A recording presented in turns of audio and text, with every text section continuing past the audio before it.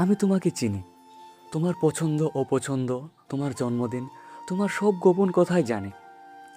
শুধু এখন তোমাকে আর ডেকে উঠতে পারি না। দিনে তোমার কথা হেসে উড়িয়ে দিই, কিন্তু রাতে কেউ যদি পাশে থাকে তখন তার সামনে মন খুলে হাসতেও পারি না। আজও তোমার পছন্দের মিষ্টি খেয়ে নিই যখন তোমার কি খুব মনে পড়ে।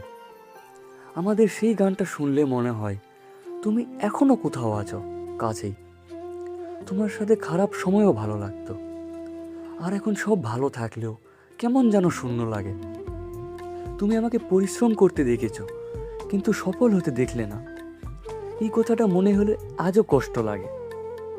আমার কথা তোমাকে বলতে পারি না, আর সেই অচেনা মানুষটাকেও, যাকে আজও আমি সবচেয়ে বেশি চিনি।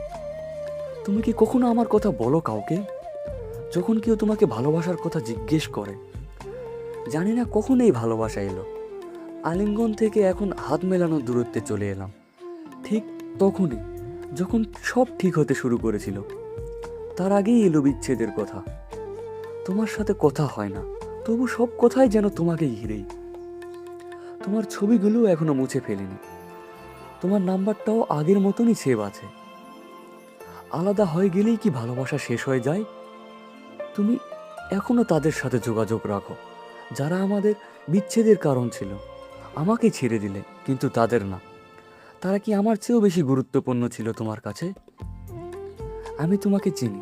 তোমার পছন্দ অপছন্দ, তোমার জন্মদিন, তোমার সব গোপন কথাই জানি। শুধু এখন তোমাকে আর ডেকে উঠতে পারি না। জানি, বলেছিলাম তোমাকে ছাড়া বাঁচব না।